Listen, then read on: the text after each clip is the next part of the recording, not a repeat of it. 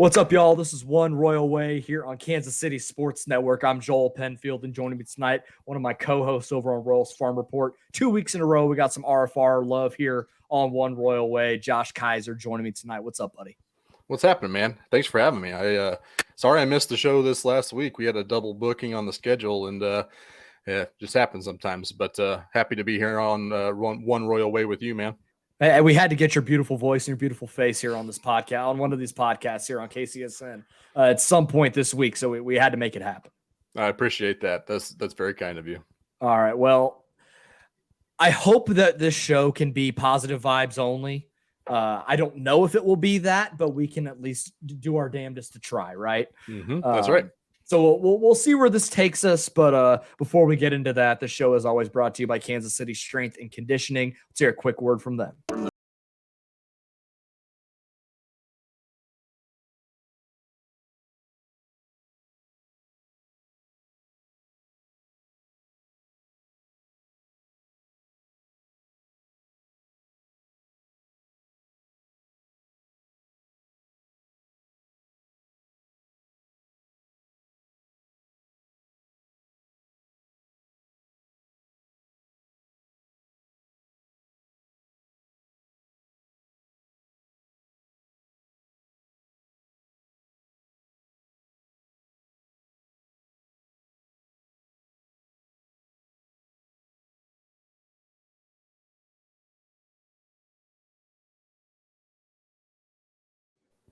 Big thanks, as always, to KCSC for sponsoring this show and helping us get baseball content to you here on KCSN. If you got a baseball or softball player in the area, be sure to go check them out. Go and train there. It's one of the best places in the area for baseball and softball.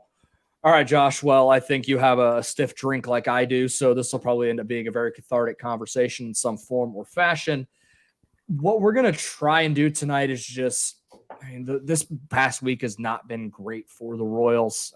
Losing 2 out of 3 in Baltimore, dropping the opener to the Texas Rangers, playing tonight. We're in the 5th inning of the game on Wednesday night. It's currently 3-0 Royals, so hopefully this gets them off the schneid and they're able to pick up a win here on this road trip. It'll be the second one on this road trip. But there's been so much talk about the season so far, and Royals Twitter is kind of up in arms and people are upset, and I think rightfully so. And I think that'll be some of the conversation we have here. I don't know where to begin here. I think there's a lot to unpack. We're 27 games into the year. I know people want to act like the sky's falling. And while I entirely disagree with that sentiment, I do think there is a lot of concerning stuff going on with this ball club. So as you know, my guest here tonight, I'll let you kind of start off. Where do you want to start this? And we can just kind of work our way through as this podcast goes. Well, let's explore what we're talking about, why we think that this season is already 65 games into the season, where people are already kind of acting like they're apathetic. They're giving up on the season. They're ready to blow it all up. Whatever you want to call it. It's interesting to me to explore that because I've watched 95% of these games.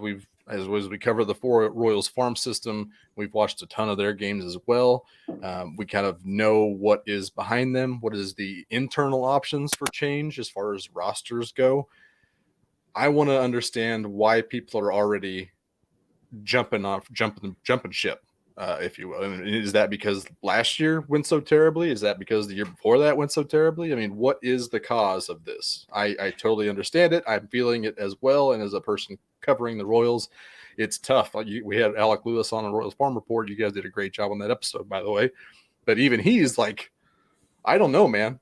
Like nobody knows where to go from here. And I'm very glad that I'm not the one responsible for turning the ship around and heading in the right direction. Yeah, I'm not going to sit here and act like I have all the answers.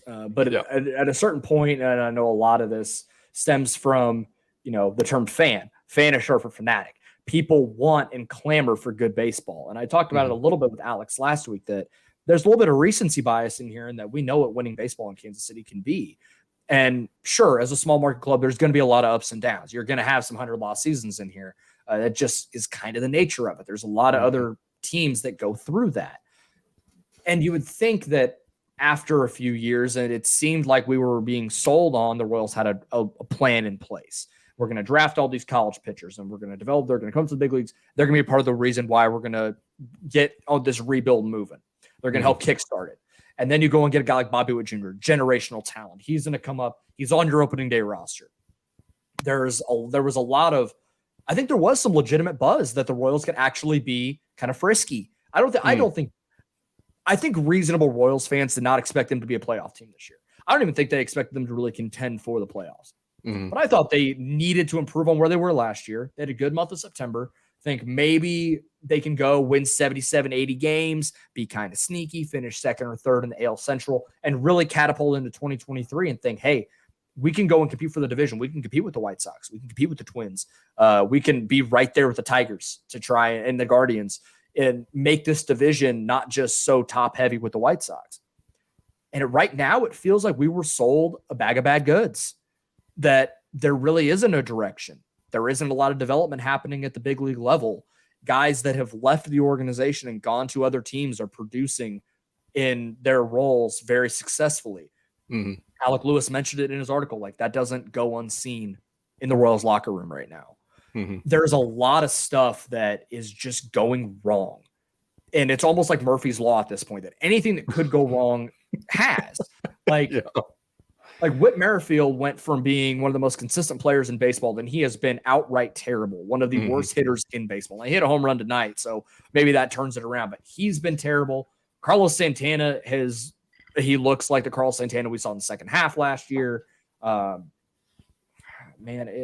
Witt Jr. came up. And I think there was unrealistic expectations for Bobby Witt Jr. that he was going to come up and just light the world on fire. Like, it's not that easy. But he has certainly been one of the positives on this team. Salvador Perez got out the gate terribly. All of these young pitchers, really outside of Daniel Lynch, have been downright terrible. Brad Keller even kind of got blown up a little bit yesterday. The bullpen has certainly been a bright spot, but I think people had higher expectations for what this roster could be, and they decided to run it back essentially with the same roster they had last year.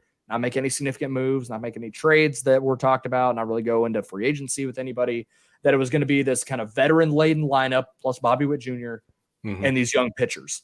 And it has not worked. And we're seeing a lot of the same issues come game to game, which is a problem because it feels like they're kind of stuck in their ways and they're not wanting to make legitimate changes to try and compete and win. And I think that's where a lot of the frustration is coming from, that the Royals are not, trying to get out in front. They're acting like Major League Baseball in a way. Like, they are not being proactive. They're being reactive. And that's not what you want to be when the product on the field has been awful. And it's tough. Like, we were kind of throwing this around pre-show. Like, yeah, we want to see this person gone. We want to see this roster move made. And that's not a guarantee to work either.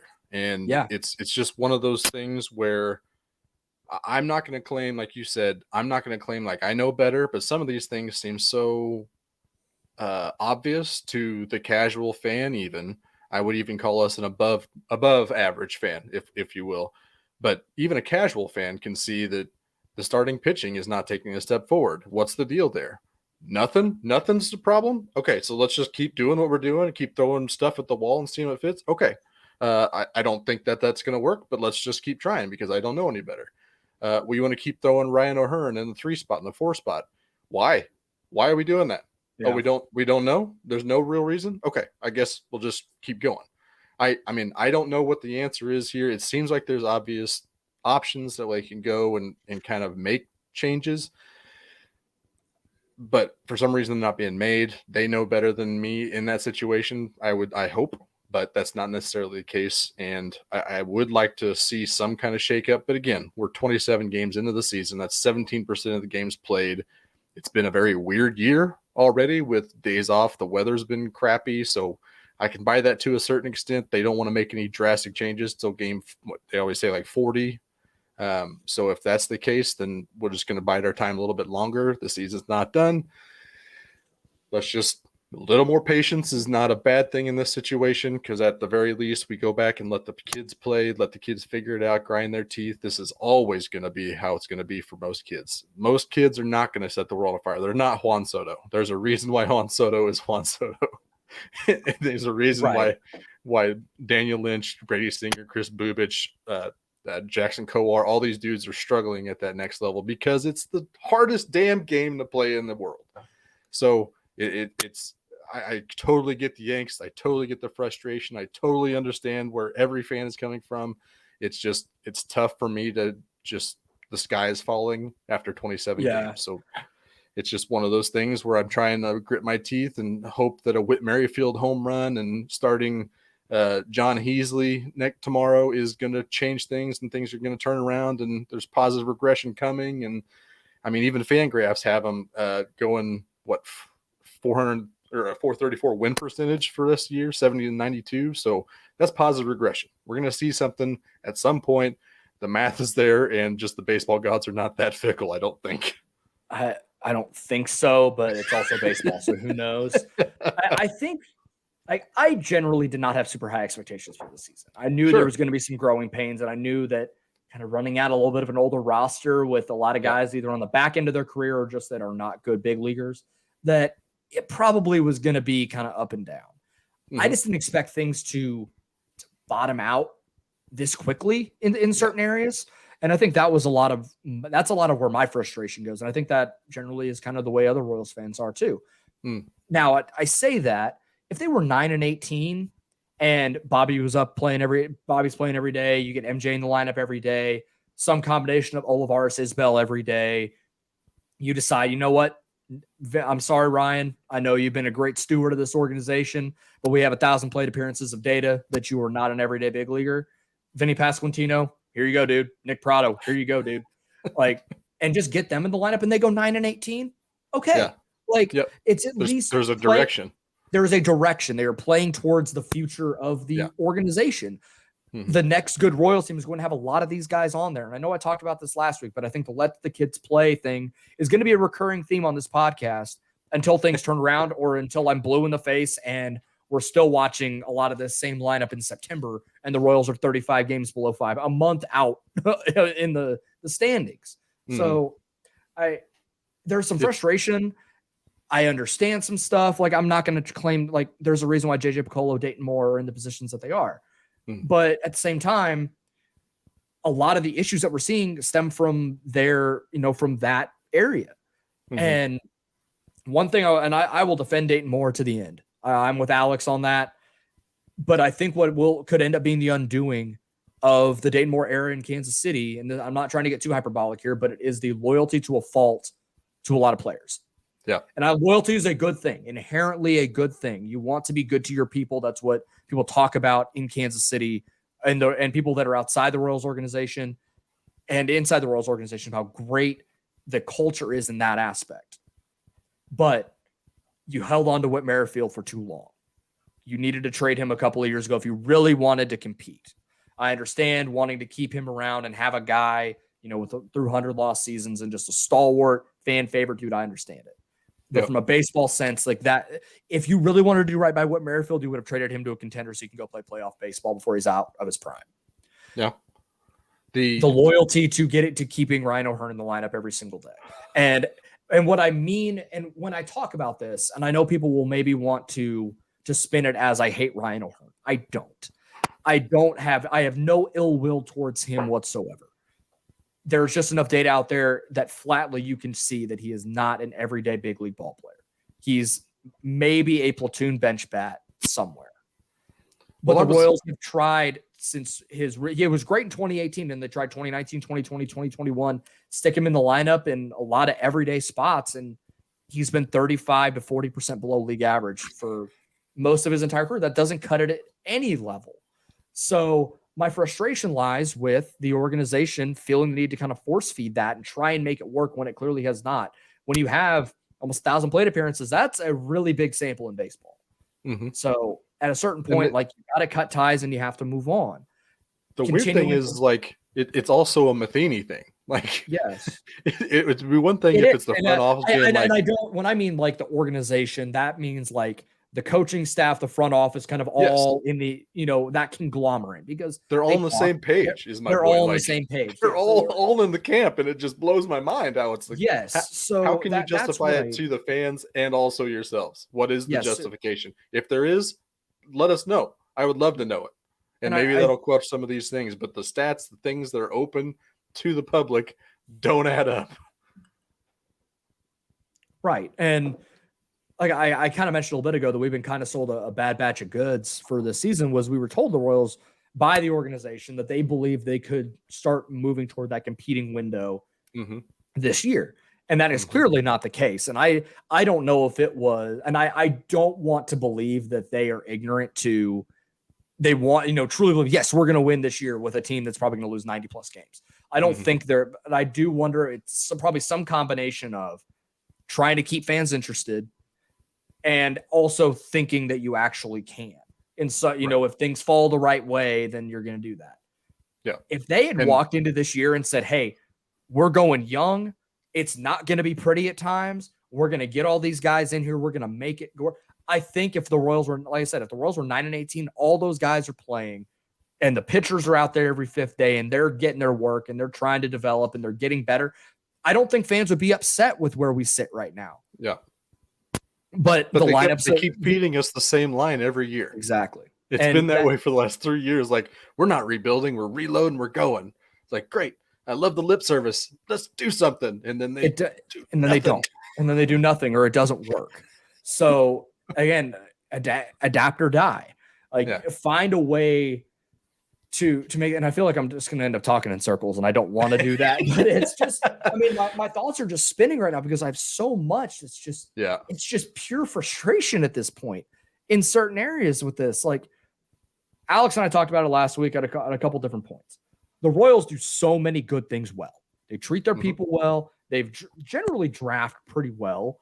I'm not going to call any of those 2018, I'm not going to try and, be revisionist history and act like the 2018 class is all bad. And, like some people want to do and just write all these guys off. I'm not going to do that. Sure. Getting Bobby Witt Jr. is obviously huge. And they treat the people, they get them up, and they found ways to play winning baseball. Dayton Moore won a World Series in Kansas City. I know that looks like it was 20 years ago, but it was like but it doesn't help when you have 200 lost seasons in there immediately following that core leaving and not even being able to get back to the playoffs after 2015. So there's some stench there. Like, I get it. I get that frustration too. So there's a lot here, man. It is I was thinking about it the other day, like the comp picks that we're talking about, the 28 class was that core. So you basically, all right, we have to take these comp picks and turn them into something. And then the whole last 3 years, we've been told, hey, this is something. They've done something. They've got dudes. They're making some internal changes. They're jumping up with analytics. They're examining things more. Mike Matheny is more well-rounded as a manager now, as a old school that does meet analytics. And we still are missing that last step of development. Yep. And that is where we are. And there's say what you want about Cal Eldred. He's obviously, something is not clicking with these dudes. And if we've always credited Max Reaper with this, but if you're not part of the solution, you're part of the problem type of thing. And it doesn't seem like Cal Eldred is able to reach those guys. But at the same time, maybe it's the bullpen coaching, but the bullpen's been pretty solid the last 3 years. So there's some success stories from the pitching staff in this organization that people want to look over, because the problem with the pitching staff, a problem with the starters in particular, and started with the young starters. They haven't developed anybody. We were told that it was going to be, this group is going to have at least 2, maybe 3, maybe 4 guys that can start baseball games for this club. And now it's kind of looking like none of them can. That is a problem, but I don't know where to go after that.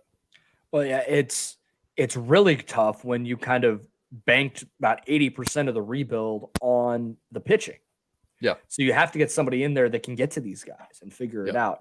And the quote I think you were going for, and I'm not trying to correct you or anything, but I think Max Reaper said, I don't think Cal Eldred is the problem, the whole problem, but he is certainly not part of the solution. Yes. So at that point, you probably have to move on at a certain point and try and get somebody in here that can get to these young pitchers, be able to fine tune and figure things out. There are so many organizations that are getting just awesome at player development. Go pick their brain, go figure it out. Go talk to, outside organizations. A lot of guys are finding that. Daniel Lynch goes and works elsewhere in the offseason. Brad Keller has. Scott Barlow does it at KCSC. So they're like, maybe finding some of these independent guys is the way to go. Like when the Reds hired Kyle Bodie, just to try and do something different. And hey, the Reds are actually pretty good at developing pitching now. They got Hunter Green, Nick Lodolo in the big leagues now. So, there's something there. I'm not going to try and, act like, and I know Royals Twitter really wants to do it of fire everyone, put their heads on pikes, march around Kansas City. It's like, guys, we're 27 games in. Certainly the metrics and things that we were seeing are startling. Like the Royals have the 20, I think now it's like the 28th offense in baseball. They're around like 27th or 28th in team ERA. They're 29th in runs per game. They're 29. Yeah. Like none of this is good. It's not. And so don't sell me on that we're trying to win this year. Yeah. I don't want to hear any more of that. I don't want to hear, we're going to turn this around. It's going to be a really good story. It's like I'm hungry. I'm going to go, what can I have? Oh, McDonald's. McDonald's usually a good go-to. I think, my expectations are, they're fine. I think it's a meal that will fill me up, but it's not going to be life-changing. And then I get home and they put those damn raw onions on my double quarter pounder with cheese. It's like, what the hell, man? I'd had low expectations and they still screwed me over in my crappy food. Like that's what I feel like as a whole in this season so far. But again, I've only had a couple bites out of the burger and maybe it's only onions on the one part. So it's always coming back around the food with me, man. So, hey, I respect it, man. Everyone's got their analogies. I get it. So let's try and have some tangible solutions here before I just keep rambling. So I think easiest move to make is bringing up one of Vinny or Nick Prado or both, Parquendo Lostos, and putting them at first base, DH, right field, whatever you have to do to get them in the lineup. And you're probably going to see some decent production. Like Vinny is doing he had that weird slump in the middle of last week, but hit his 6th home run. He's still walking more than he's striking out, right up around his career average, around 50% better than league average hitting wise. And he's going to put together at bats similar to what MJ Melendez is doing, putting together really good, solid at bats where they're hunting pitches. They're going to take a walk if it's there. They're not going to swing like crazy. It's going to be very different than what we're seeing with a lot of the established veterans here that they're very aggressive hitters. They don't walk a lot. Bobby Witt Jr. has always kind of been that way. I'd like to see him walk a little more, but at least he's not striking out at the clip of like Salvi right now, around like 38%. So there's a lot there with those guys getting Vinny in there. And maybe there's something to, hey, getting these guys in injects something and helps out the veterans of seeing what they're doing at the plate. Like there's something there. I don't know. Maybe it lights a fire. Yeah, maybe it lights a fire. They talked about, I think Dayton Moore talked about when they brought Hosmer up, it was like the break glass move of like, we need a spark. And then Hosmer came up and he was 3rd place in Rookie of the Year. Like he was really good. And that helped turn the tide a little bit. And that 2012 team wasn't completely awful. So maybe there was something to, hey, if we bring these guys up, we won't be completely awful. Maybe there's something to that. And that's tough because they have, all 4 of those guys between Singer, Lynch, Kowar, and Bubic have been circling in and out a revolving door in that pitching staff and in that bullpen. They've also brought in Bobby Witt Jr. They've also brought up MJ Melendez. How much is Vinny and Prado? And is that really all we're looking at? As far as like those guys to come up and maybe jumpstart something is like, how effective are they really going to be at that? Because they've already tried to do that with like 6 other guys and it hasn't worked. So I understand where you're coming from. I totally agree that Vinny has earned his keep here. O'Hearn has certainly proven that he's not that guy. Carlos Santana, not going to be around in the long term. Might as well. It's one of those, there's options. You can't sell me something without there saying that, there's no other better options when there clearly are options to go with. Yes. And now moving to the starting rotation, I do think Brady Singer is going to work his way back into the rotation here soon. He has looked pretty solid in AAA. There's actually a legitimate emphasis on him throwing his changeup. And it's not like, it doesn't have to be a plus pitch. It doesn't 100%. Have to be elite. It doesn't have to be spectacular. It just has to be there. and not just as a show me like, oh, 1-0, I'm gonna lob this over and then go back and throw 20 sinkers and sliders in a row. Like, just make it there so that at least the hitter has to think about it. Yes. So you have a 33% chance of being right and not a 50% chance of being right, of guessing right on what pitch he's going to throw. Yeah. So I think it'll help, and it's actually got pretty decent shape. It's not like it doesn't bottom out. It's nothing close to what Jackson Cohart throws, but it at least looks effective. It plays off of his slider and his sinker fine. And just let's see what happens. And if it doesn't work or he continues to not be great in the rotation, I think he at least showed flashes he can be a good reliever. Like, he's throwing 97 with the run he gets, that kind of bulldog FU mentality that he has. Plays really well in 1 inning spurts. I don't know how well it plays in over 5 or 6. Yeah. Like, Max Scherzer is the only dude that can do that. And I know that Singer's talked about loving Max Scherzer before, and I would love him to turn into Max Scherzer on the mentality part, but at some point it might, Max Scherzer is a freak. And that is the exception to the rule more so than the form. Oh, the other part of that, his changeup kind of reminds me a little bit of Greinke's, just because it looks a lot like his sinker, only it's 7 miles an hour slower. It doesn't. I mean, the shape isn't exaggerated like you're talking about Cowar's, but it, like you said, it keeps him honest, and that gives him something else to think about. I'm totally in on it. He doesn't throw it that much, even when he's down in Omaha, seemingly. I've only watched a couple of starts, though, so it doesn't seem like he's that.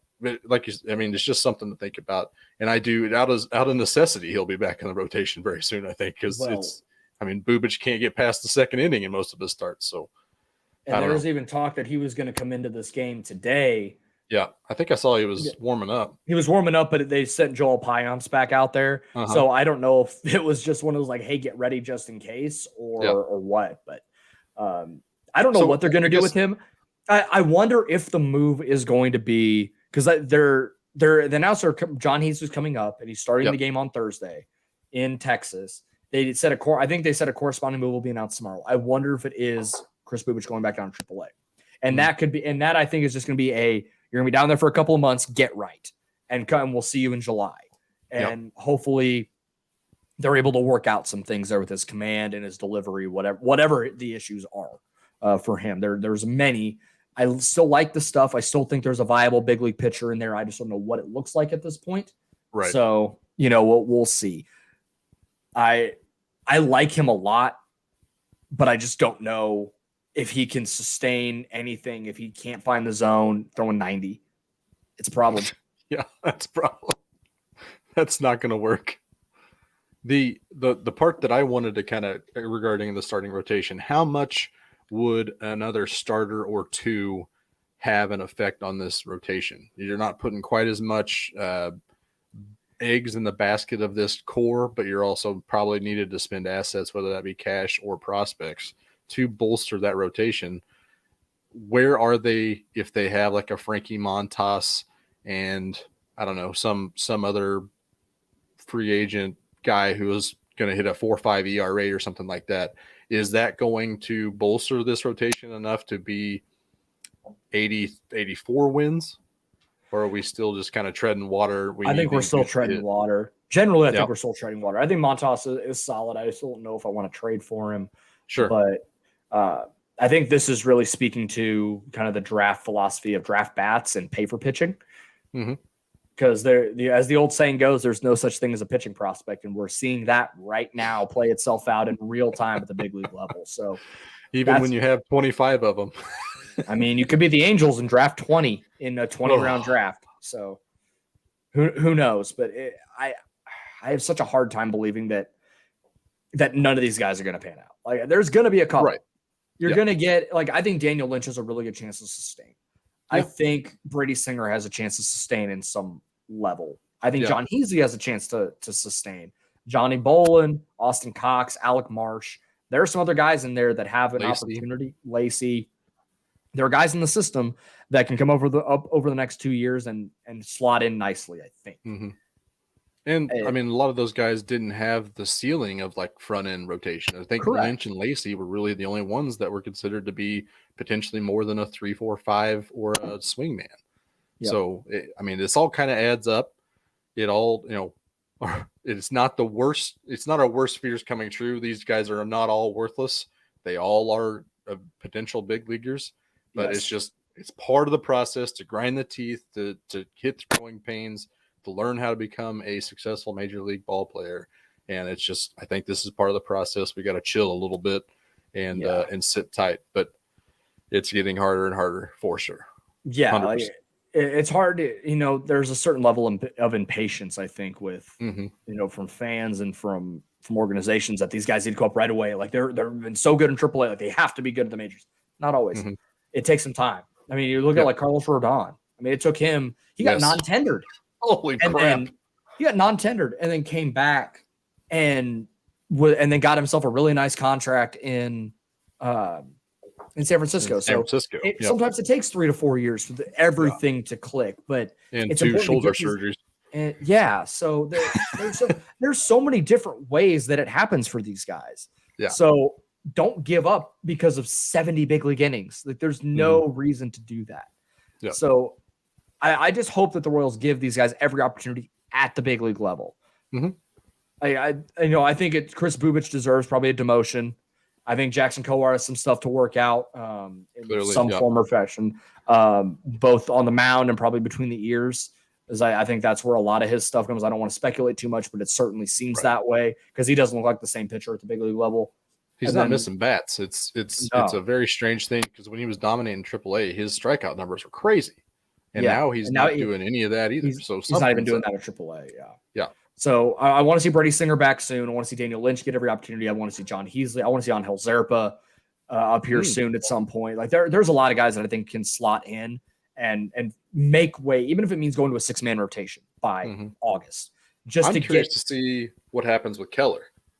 Yes, because he's got 3 years left of club control, like that. And I mean, he's been good. His last start got blown up a little bit yesterday, and I do think that some of that is the regression to the mean that's probably coming. Yeah, and that's not to crap on Brad Keller, is he had a sub-2 ERA and the FIP was over 3.5. So it was going to swing back to the other pitcher in baseball. Yeah, so I don't know if he's that guy, but he is very good. He's still good. And like a 4-run outing, if that's your worst that you have over a 6-week period, cool, dude. Like he's been great. If that's getting shelled or getting blown up as 4 and 5 2/3 or whatever it was, fine. That's fine. Yeah, exactly. So I'm not going to worry about that. So, and then what I am afraid of though is the continuation of the having to go to the bullpen so often. And I know they're doing a bullpen day to day. I think it was Royals Weekly talked about the Royals are doing a bullpen day to day. They play 14 games in a row and 19 games in the next 17 days. Yeah, so I don't know how well that's going to work. Now they're on their, I believe their 4th pitcher at this point. Let me see. Maybe just 3. I think it was. 3rd. So Spire went 2, Payamps went 3, and now Colin Snyder's in. Gave up an absolute tank to Brad Miller. They do a fastball right down the middle. But if they can get through this game, throwing only maybe 4 guys, 5 guys, and at an inning apiece, that being able to get 3 from Payamps was huge. But I still don't know if I love this move. And now you got to go to Colorado, where you're probably going to get shelled because it's Colorado. I don't care if the Rockies are good or bad. We know how Coors Field works. Well, Greinke probably lines up in there somewhere, right? So I don't know if he can qualify for getting shellacked, but he's probably not immune to it. But I mean, it's not a good position to be in. But at the same time, like if there were ever a team that were potentially able to do that, it might be the Royals trying to figure out what pitcher is going to stick.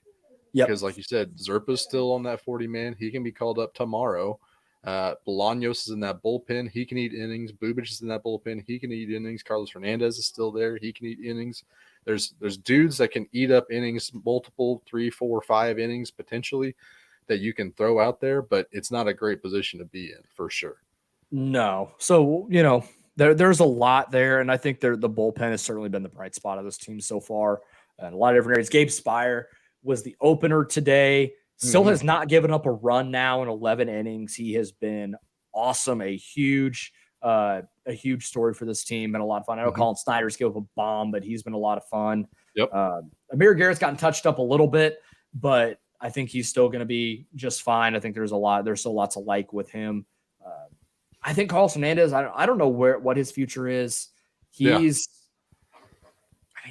just a bizarre pitcher. You would think it's just bizarre. Like there are sometimes where he looks like, holy crap, this dude can be you can slot this dude in every fifth day and we're good. And then there are other days where it's like, how is he not in AAA right now? And there's not much in between there. Like it goes inning to inning, at bat, where who knows? He seems like the next guy that's like, we get the report of like, he has the best stuff in camp. And then he just keeps getting shellacked on a regular basis. You're like, well, because he throws 99, he doesn't spin it well, and there's no deception to his delivery whatsoever. So does he get moved to the bullpen with 2 pitch of the 99 with the hammer curve? I think he should. I think that's the best place for him to be. I wanted him there before the season started. I thought that maybe was his best. Like, go blow it out for an inning. And I bet he probably can hit triple digits pretty consistently if they just let him eat out of the bullpen. And that's fine. Yeah. If you want to make him your 6th inning guy or something like that, or you're put him in the 7th with a comfortable lead, then cool. I think that could be his best place for him to succeed. Like, and I think that is some of it too. Putting guys in positions to succeed is certainly another thing that I want to see happen a little more often. Yep. And I'm fine with they're kind of using Barlow as like his fireman guy. Stamon has been kind of a good late innings dude. They've had guys that can match up really well, and I think Coleman's been really good as of late. Yeah. I mean, Snyder and Taylor Clark are both great as far as getting ground bouts and stuff goes. So it feels like they're actually doing great job pairing guys up in that bullpen. So again, that bullpen is a strong suit. The defense is a strong suit. But it's the other parts, the starting pitching and the offense that need to come around, and they're probably cooking with oil. So that's kind of where I'm at here is what is the simplest thing that they can do to turn this ship around? Is there one thing? Is there 2 things that are fairly simple that can actually right the ship and do this the right way, or at least light the spark, turn things around in the clubhouse? Because according to Alec Lewis in the Athletic article, they're getting visibly frustrated with how things are going. Mike Matheny's holding press conferences being like, we're all pissed off, blah, blah, blah. So what is there a simple move that they could do right now? And that, I mean, we talk about all the time. Vinny Pasquantino, he's a big team guy. He's a leader guy. It's let the kids play, man. It's let the kids play. If you're going to be bad, at least be bad and interesting. But I'm not trying to sell out the year. I mean, the bad and the interesting, I totally understand. And here's the thing. How much worse could it get? Not much. Because you are currently pacing 106 losses. Right. I am of the belief that if you put all the young guys in the lineup, it's probably better than what you're running out right now with dudes that have no big league experience. Mm-hmm.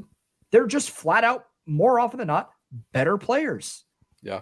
And if you really are serious about winning, you put your best 9 out there.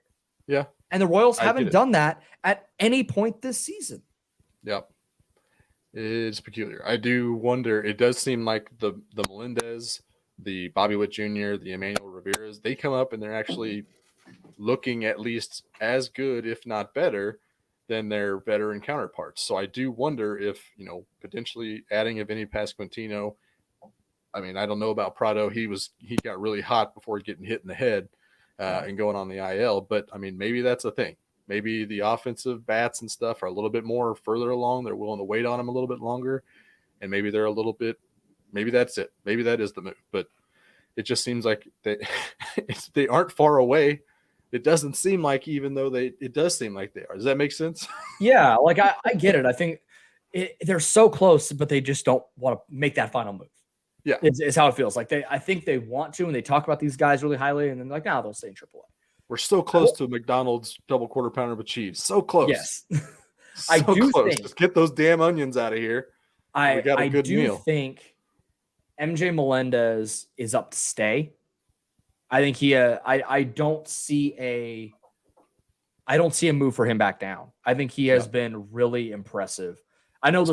willing to sit him as much as they are.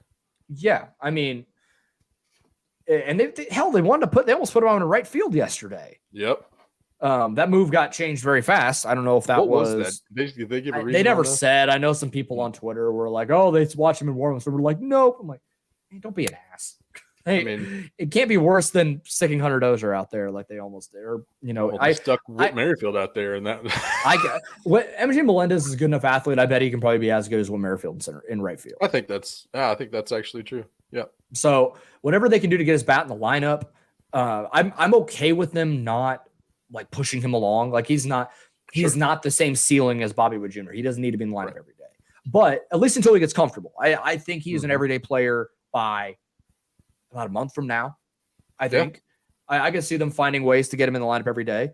And I think he's proven his worth there. He puts together the best at bats anybody on this team right now. So I don't think there's any reason to send him back down to AAA. So when Cam Gallagher does get healthy, I'm curious what the move is there. Yeah, me too. I would be very frustrated if that were the case and they do send him back down to AAA, because that again tells me it's a move not trying to win. Right. And that it goes back to that loyalty type thing. Yeah. And to a certain point I get it, but as I mentioned a little bit ago, you got to get your best 9 on the field. Yeah. And getting your best 9 on the field means putting MJ Melendez out there at least 4 days a week. So I think that is the perfect opportunity to transition to potentially the hardest choice to make here. So you got the loyalty factor, you got the team leadership factor, you've got the proven commodity in the past kind of declining in Whit Merrifield. Every fan wants to see Whit Merrifield as a Royal succeeding like he's always been. He was the one who missed the contention window. He signed that extension to stay in Kansas City, albeit didn't buy out that many free agent years, but he did choose to stay in Kansas City for at least an extra season or two. Obviously, one of the worst hitters in baseball thus far. Having a good night tonight, though. He's on base again for the 3rd time, at least at this point. So what do you do with Whit Merrifield if you're Piccolo / Dayton Moore? I think it's just as simple as giving him a break. Like, I think he's still a good part of this team. Like, sure. You missed your window to trade him. Yes. You missed that a long time ago. So probably that's not going to happen now. So you're kind of stuck with him. Mm-hmm. I'm okay with him being in the lineup most days. Like, generally, I'm okay with it. I'm not like, get rid of him. But just, like, he's not going to reach Cal Ripken Jr.'s streak. It's cute. It's cool. It's awesome to see that a guy can man the post every day. Right. But it is very clearly having a detriment on his season. Mm-hmm. And I know they had a cut, and I know that people want to make these excuses like, well, they had 3 days off in Baltimore. Right. Cool. He's still preparing. Like, sure. Mike Matheny, I want him to go up to his desk or to his locker and go, hey, dude, don't even get dressed today. Like, don't even go out to BP. Like, you're gonna sit tomorrow, take some time, relax, and we'll get ready for the game on pick a day. I think, like, I don't want him to sit there and play 162 games. I think it would be terrible for him. Mm-hmm. So I think that's where I sit, is just give him a break, give him a couple days off, get him out of the lineup if you really need a pinch hitter late in the game. Yeah, like, they're not going to trade him. They're not going to trade him. They're not going to release him. They're not going to DFA. They're not going to cut him. Right. So but he's clearly a hole. He is clearly a hole in the lineup until tonight. So until tonight, yeah, he's everything tonight. So give him some rest is the best thing I can think the Royals can do for him. It's a tough situation because I am a firm believer in him being the guy in the clubhouse. I think he is the guy that he's the glue guy. He's also the leader, leads from the front. And it's hard. It's got to be tough on him to be like struggling at this point, knowing that he wants to be that guy, that all these dudes thinks he's that guy, and still like the worst hitter in baseball and getting just like bounced around this lineup to wherever he'll hurt you less. That's got to be a tough shot to the ego in and of itself. So maybe the days off is a thing and absolutely will benefit him. It just kind of points to, what do you do? Like, you're kind of stuck if you're in that situation. Like the O'Hearn and the Carlos Santana situation, there are options. You can't sell me a bill of goods. That is not true. But the Whit Merrifield thing, like, he's not going anywhere. He can't go anywhere. He shouldn't go anywhere. So it's a way tougher situation than the other situations, I think. Yeah, it certainly is a weird one, and because like I said, like there's not all the options there are for some other lineup things. And you can do that with some dudes. Like some of those options are there, some of them are not, and that's just how it is. Some teams can throw money at it, some teams can't. They can throw prospects at it. Some people are just stuck, and I feel like that's like Alec Lewis talked about, 1 foot in the contention window, or 1 foot in the contention water, 1 foot in the rebuild water, and you're stuck. You cannot move from any of them until you get shoved out, type of thing. So that's where we are. Yeah. I don't want to belabor the point too much. Obviously, we are 28 games into the season now at this point. Obviously, it's not been good. There's still a lot of season left, and I hope that they can find a way to turn things around here soon. They're at 4-1 now. Here in the 7th as we were recording. So hopefully they can get one here, go for a series win tomorrow in Texas before heading on to Colorado. Josh, you have any final thoughts here before we get out of here? Final thoughts. The new Jack Harlow album is really good. I'm a big fan of that album. I have not liked new hip hop in a long time, but I'm a big fan of that album. Just kind of every time I listen to it, I like it even more. So if you haven't touched in on hip hop any time lately, I would recommend going and checking that out. But other than that, just be good to each other, man. I mean, we're all just out here struggling, all just trying to keep our heads above water, including every member of that Royals organization. So it's just be good to be each other, be a beacon of positivity is all I got to say. Yeah. Be God, what's his name from that show? Jason Sudeikis. Ted Lasso. There it is. Ted Lasso. Oh my God, people are gonna hate me for forgetting his name. I don't know why I said Jack Harlow was just on my Ted Lasso. Ted Lasso. Be Ted Lasso out there. Believe. Be a goldfish. Whatever other awesome stuff he says. I've never watched the show, but I've heard it's amazing. It's great. Highly recommend checking it out. I don't have any final thoughts tonight. Let's just hope the Royals can get a win, and I want to have positive vibes on this podcast. It is too early in the season for Hellfire Damnation. Like it's too early for it. I don't want to have to get there. I can get there, but I don't want to. God, I want to be. If it gets this bad the whole time, what happens? Is there like 4 people in that stadium? My background is good. My background is going to be the Elmo. Of just Elmo with his arms up, everything is on fire. Like that'll be my background on an episode if the Royals lose like 12 in a row. So, I don't want to get to that point, guys. Right. We'll be fine. This glass will be filled up to here. It'll be a 5 fingers of Jameson. Let's get it. Yeah, good vibes tonight. 4-1. Things are turning around. We just needed a weird shake-up bullpen. Whit Merrifield's right now. We got this. Yeah, we'll see how it goes. But thank you all for listening. Subscribe to KCSN on YouTube here. Hit that notification bell. Don't miss anything that we have going on here at KCSN. Be sure to subscribe to our audio channel, KCSN Kansas City Royals. Don't miss an episode of this show or Royals Farm Report. We have an interview with Noah Cameron coming up on the next episode. Lefty Attic playing for the Columbia Fireflies, local kids. So we're excited to get him on. Thank you all very much for listening, and we'll talk to y'all next week.